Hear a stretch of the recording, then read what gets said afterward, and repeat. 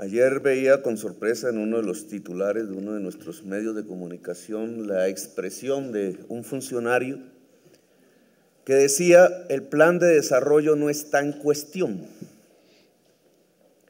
Se refería a que las Fuerzas Armadas Revolucionarias de Colombia en su negociación no pusieran en cuestión el plan, pero el plan de desarrollo está en cuestión. Y está en cuestión por la vida.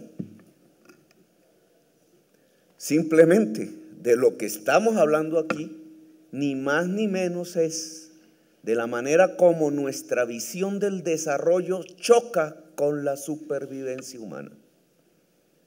De qué manera nuestra visión del desarrollo nos está literalmente matando como especie en el planeta. Y por tanto, una de dos: o ponemos en cuestión nuestra manera de ver el desarrollo, o morimos. Nuestra generación de niños y niñas, hijos nuestros, vivirán una tormenta real si esta generación, la de sus padres y madres, no es capaz de entregarles un mejor vivir en el planeta y por tanto de cuestionar su propio modelo de desarrollo. El cambio climático no se produce por el azar, por la naturaleza, visión errónea en el imaginario popular. Se produce por el ser humano y no por toda la humanidad en general, sino por una parte de ella fundamentalmente, la más pudiente, la que más recursos tiene, la que más derrocha por tanto, la que más consume por tanto, y para consumir muchas veces chucherías, como decimos en Bogotá, tiene que consumir una parte sustancial de los recursos no renovables y producir una serie de efectos que calientan el planeta y por tanto cambian el clima y por tanto nos ponen a todos y todas en peligro de muerte. Un cambio de manera de ver el desarrollo y un cambio de maneras de consumir, porque entonces podríamos ver la lucha contra la pobreza y la desigualdad social como que la mayor parte de la humanidad consumiera lo mismo y las mismas cosas que los sectores más pudientes. O podemos concebir la lucha contra la pobreza y la desigualdad humana empezando porque habría que cambiar completamente nuestra manera de consumir y de construir el concepto mismo de la riqueza. ¿Qué es ser rico hoy en el siglo XXI? ¿Tener mucho o saber mucho? ¿Gozar de los automóviles cada vez en mayores marcas y modas? ¿O gozar de la cultura, de la experiencia misma del ser humano en su construcción civilizatoria? Pues he ahí el debate. Un debate que no es simplemente de expertos. Un debate que no se puede quedar simplemente en la retórica. Este es el principal debate del mundo. Un debate profundamente político. Política con P mayúscula. Aquí es donde se reconstruye la concepción misma de la política, la lucha entre políticas de la muerte y políticas de la vida. La ciudad efectivamente es la mayor responsable del cambio climático en el mundo. Dentro de la ciudad, quienes habitan en ella, y entre quienes habitan en ella, unos son más responsables que otros del cambio climático, es decir, de la posibilidad de la muerte. Veamos esto, y me corresponde a mí como alcalde de Bogotá, más cercanamente a nuestra ciudad, a los debates de los últimos meses, que gracias al triunfo electoral de octubre se han podido por lo menos colocar en la escena de la discusión pública. Ingenuamente como buena parte de la humanidad, pensé que el problema de resolver el problema del cambio climático era un problema tecnológico, que podríamos, como los católicos hacen con sus deidades, con sus estatuas a las cuales adoran, la Virgen, el crucifijo, poner velas y esperar el milagro. La humanidad hace lo mismo con la tecnología. Le pone velas a la técnica. Supone que la técnica no es política, que la técnica es neutral. En un mundo como el del siglo XX, la tecnocracia incluso reemplazó la política. El espacio público fue reemplazado por un espacio tecnocrático y adoramos las decisiones tecnológicas olvidando que la técnica es pura política, que la técnica no es neutral. Y entonces ingenuamente pensamos que soluciones técnicas nos van a resolver el problema de la vida y de la muerte en la humanidad. Que simples cambios de motores, que simples cambios producidos por la investigación científica podrán provocar que de pronto, por milagro, el calentamiento global se detenga y se devuelva. El calentamiento global es irreversible. El daño ya producido no lo podemos devolver. Si acaso lo podemos detener. Y si no lo detenemos, morimos. Esa es la realidad de la discusión en el mundo de hoy. Por tanto, la discusión no es puramente tecnológica. La discusión es política. Y eso es lo que hemos aprendido en la ciudad de Bogotá. 3 aspectos fundamentales para adaptarnos o para mitigar 2 conceptos diferentes en relación al cambio climático. Adaptarnos es saber que va a producir efectos contundentes sobre la ciudad. Entonces, ¿cómo se rehace la ciudad de cara a que no produzca esos efectos contundentes en el corto plazo? Mitigar significa tratar de detener desde donde podemos, con lo que podemos, con responsabilidad y solidaridad con la humanidad entera, los efectos que producimos para calentar el planeta. Viceministra, nosotros somos exportadores de petróleo y carbón y de eso vivimos. Y eso mata el planeta. Es ahí nuestra primera responsabilidad. Y por eso el modelo de desarrollo tiene que cambiar. Del modelo minero a uno que ya sabíamos, el agrario y el industrial, y que estamos olvidando. Pero en la ciudad de Bogotá tenemos problemas fundamentales. Miremos uno, el agua. Puesta en la discusión pública, porque el tema del agua estaba invisibilizado, puesto en la discusión pública el tema del agua, mire qué debate ha suscitado.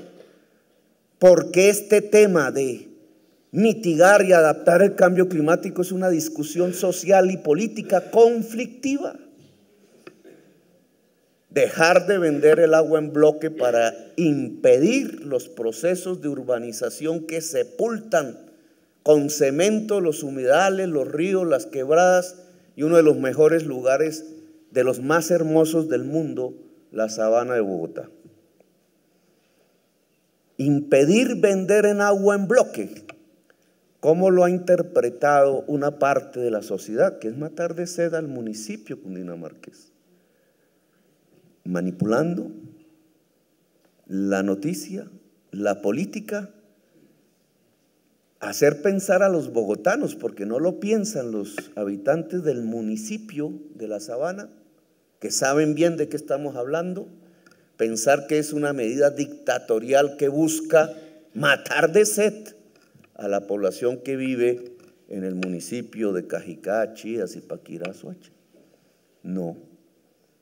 No se le vende agua en bloque a los municipios, se le vende agua en bloque por tradición tomada desde hace algunos años en la empresa de acueducto a los grandes constructores particulares que creyeron que la sabana de Bogotá era como el estado de la Florida y que entonces allí se podían hacer grandes construcciones al estilo norteamericano en medio de campos de golf, olvidando que no tenemos tierra, que no tenemos agua y que no tenemos aire. Y sobre eso creció la renta de la tierra, los precios de la tierra, del metro cuadrado. Sobre eso creció el interés creado, el del poseedor de esa tierra. Y entonces no les importa si al vender el agua en bloque estamos acabando con el agua de la región, que solo se produce por la lluvia que cae en los páramos, como bien lo dijo la viceministra. Un interés económico creado en contra de una medida que tiene que ver con adaptarnos al cambio climático, cuidar el agua. El agua. Ahora veamos la tierra. ¿Por qué murió tanta gente en diciembre del año pasado, cuando estalló uno de los picos climáticos, una temporada de lluvia sin igual? Por Twitter, recuerdo yo, alguien puso, aquí estoy en Guaduas, en Honda era, en Honda, y el agua ha sobrepasado el límite máximo que teníamos medido en 1917. Después llegó la tragedia que todos conocemos. Parte de la ciudad de Bogotá se inundó, no con las aguas del río Bogotá, sino con las aguas negras del canal de Cundinamarca que se había construido para paliar las inundaciones, cuando Metrovivienda decidió expandir la ciudad hasta el borde del río. Allá la vivienda de los pobres, allá la vivienda de los más pobres. Hubo casi que un momento, llegamos a un momento en donde tocaba decidir si se inundaba el aeropuerto o se inundaban los barrios vecinos de Fontibón y Engativá. Las autoridades nacionales dirían los barrios, las autoridades locales dirían el aeropuerto, la única manera de comunicarnos con el mundo físicamente. Murieron centenares, ¿cuál fue el dato exacto, viceministra? Miles de personas. Ese es el efecto del cambio climático. Pero no solamente por el efecto del cambio climático, sino por el hecho de que nuestros campesinos y campesinas más pobres fueron llevados por la fuerza de esta historia colombiana al borde de los ríos. No hubieran muerto si no vivieran al borde de los ríos, y no vivirían al borde de los ríos si tuvieran tierra. Si un mecanismo perverso social no se hubiera quedado a sangre y fuego, desmembrando, descuartizando, matando, en una oleada de terror digna de los tiempos nazis europeos, arrinconando ese campesinado hasta el último centímetro cuadrado al borde del río para poder sobrevivir, ahora víctima del cambio climático, muertos. Pues así en la ciudad de Bogotá también, 15.000 familias pobres, de extrema pobreza, muchísimos de ellos recicladores, entre otras cosas, viviendo al lado del río Bogotá con su contaminación y viviendo en las pendientes.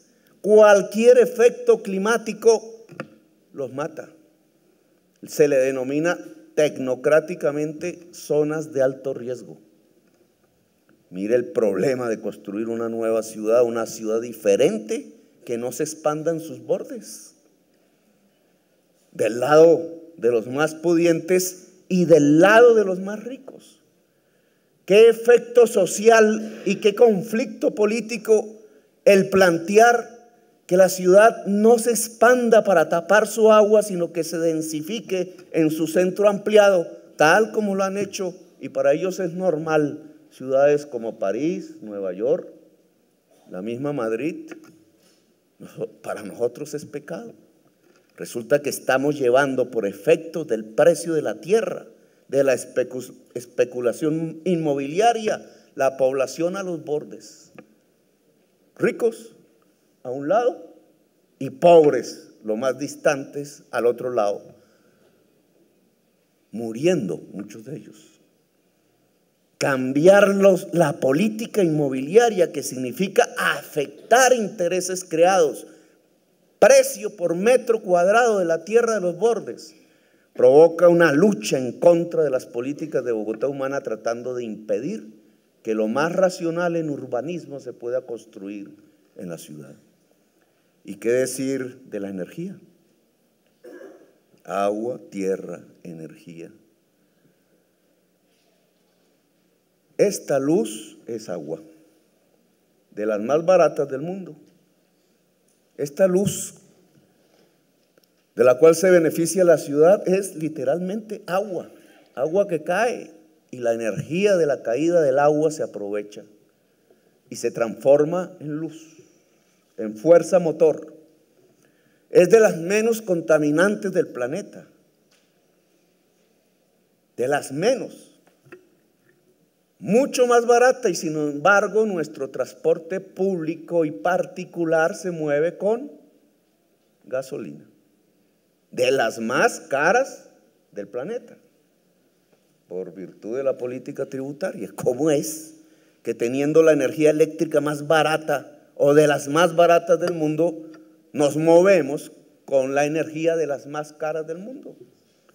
Esa, la gasolina, el diésel, que viene del petróleo y que por tanto, por ser fósil, calienta el planeta, ayuda a destruir la humanidad. Fácil sería pensar que una política de mitigación del cambio climático consiste en electrificar el transporte. Uno diría, eso no tiene oposición. Y sin embargo, fíjense cómo poner esto en el debate público ha suscitado uno de los mayores conflictos políticos en la ciudad de Bogotá. Porque alrededor del diésel y del petróleo hay una forma de consumo y hay unos intereses creados. Una forma de consumo cultural que es pensar que el desarrollo consiste en tener carro privado y en moverse las 24 horas del día alrededor con él. Y unos intereses creados, no solamente sobre el diésel, si es que por allá en los años 50, estando esta ciudad surcada por rieles, discutiendo cómo podría construir su sistema de transporte masivo eléctrico, el alcalde de la época decidió levantar los rieles e importar los buses canadienses y norteamericanos, claro, siendo él el beneficiario particular de la importación de los buses, y conduciendo a la ciudad a uno de los sistemas más caóticos del transporte 100% privado del mundo. Intereses creados que hoy luchan cuando la alcaldía propone electrificar el transporte masivo de pasajeros, cuando propone que se mueva menos el carro en la ciudad. No, los rieles son pecado en la ciudad. Por artilugio, como el alcalde es de izquierda, por artilugio y magia de la tecnología, resultó que los rieles son de izquierda y las llantas son de derecha. Esa es la discusión.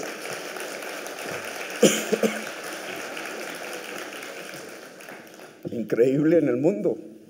No, detrás de las llantas se mueven unos intereses económicos que no quieren perder mercados en el transporte de la ciudad, y ven entonces el riel como si fuera Satán, y aparecen los expertos diciendo por qué el riel no es bueno para la ciudad, por qué no nos debemos ir por allí, y aparecen los líderes políticos en el consejo, algunos saboteando la posibilidad de que esta ciudad pase al transporte multimodal.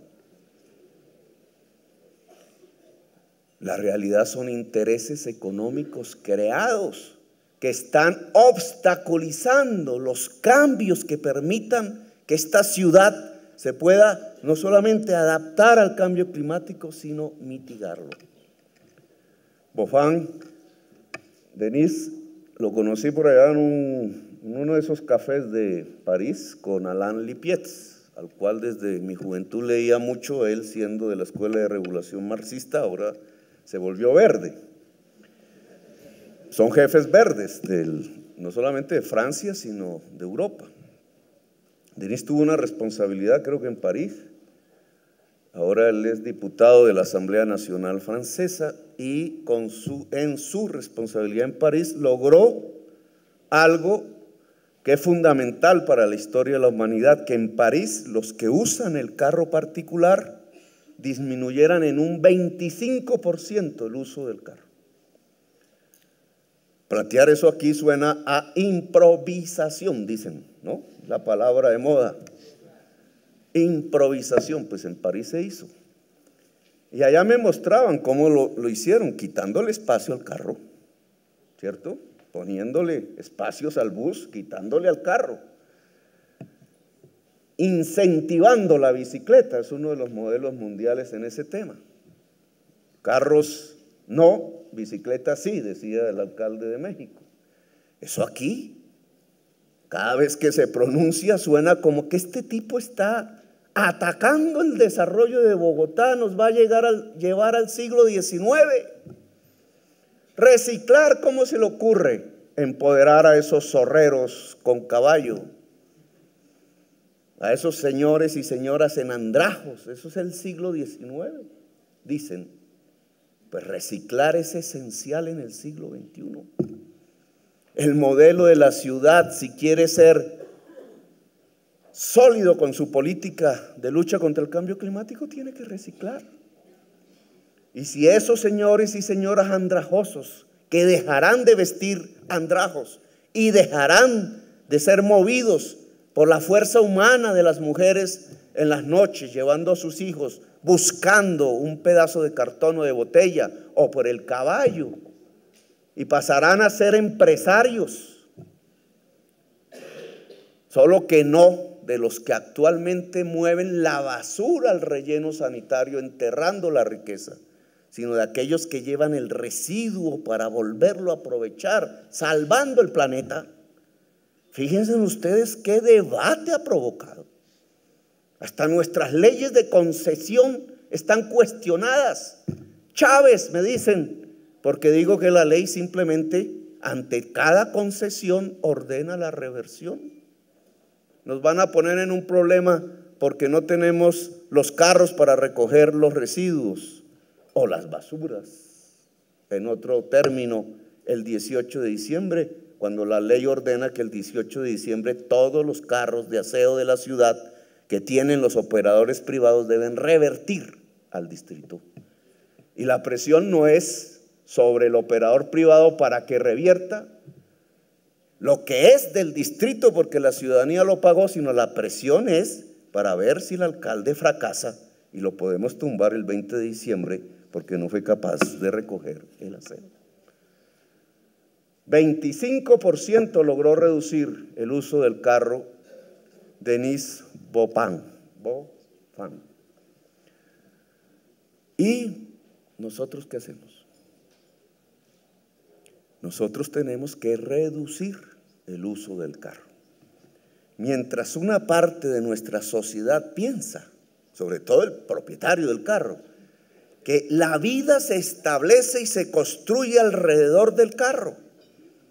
Y entonces el señor que va adelante se le echa un madrazo porque no lo deja andar. Y el del bus, y el de la zorra, y al alcalde. Porque ¿cómo así que esta ciudad no me deja andar en mi carro lo más rápidamente posible?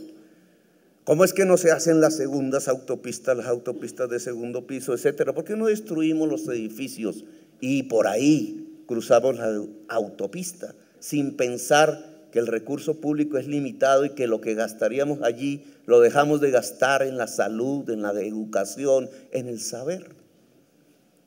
Una mentalidad egoísta que busca que la política, el Estado y la ciudad graviten alrededor del vehículo particular. Invento del siglo XX, el modo de consumo fundamental del siglo XX. Estamos en el siglo XXI. Y el desarrollo sostenible en el siglo XXI lo que busca es lo contrario. que no usemos tanto el carro particular, que es la forma de vivir mejor, que es la forma como podemos hacer saltar la calidad de vida, no solamente porque respiramos mejor, no solamente porque se morirían menos niños de enfermedades agudas respiratorias, sino porque no habría trancón. Porque en distancias que en una ciudad se ven enormes, como 5 kilómetros, 4 kilómetros, en una ciudad se ven enormes. Cuando se maneja, cuando se va en el trancón, resulta que son pequeñísimas distancias cuando se toma una bicicleta, incluso cuando se camina. Pequeñísimas distancias, incluso si se toma un bus, un sistema de transporte masivo, solidarizándonos entre todos. El modelo y la visión de desarrollo del siglo XX cambia por un modelo de desarrollo y una visión del desarrollo en el siglo XXI completamente diferente, al cual tenemos que adaptarnos, si no morimos. Bogotá quiere ser vanguardia de la lucha contra el cambio climático, incluso abandonando la palabra desarrollo sostenible porque es una palabra hipócrita, que no es cierta, que trata de con barniz tapar las principales dificultades que está padeciendo la humanidad. Tenemos desarrollo sostenible, pero exportamos carbón y petróleo. Es decir, matamos una parte de la humanidad. Eso es un barniz. Bogotá quiere actuar y por eso propone la construcción de la red de ciudades latinoamericanas en lucha contra el cambio climático. Aquí donde están las más grandes ciudades del mundo, aquí donde está la mayor biodiversidad natural del planeta, aquí donde encontramos una diversidad cultural sin parangón en el mundo. Apenas Europa nos compite por las recientes inmigraciones. Nosotros las tenemos desde la fundación de estas repúblicas. Diversidad cultural que es una riqueza. Aquí donde se libran unas luchas por la democracia sin parangón en el mundo, donde hemos recreado la palabra democracia, que nació allá en Europa, pero aquí se vive de manera diferente, más intensa, más profunda. Está cambiando los estados y las vidas de las sociedades latinoamericanas. Aquí donde la palabra igualdad, libertad, fraternidad se ha vuelto otra vez la bandera tricolor de las luchas políticas. En esta ciudad, Bogotá, andino-tibetana, queremos que el encuentro de ustedes, de la experiencia de ustedes, de las luchas políticas y sociales que ustedes mismos han librado, puedan encontrarse en un espacio de reflexión, pero fundamentalmente de acción. Gracias, muy amables.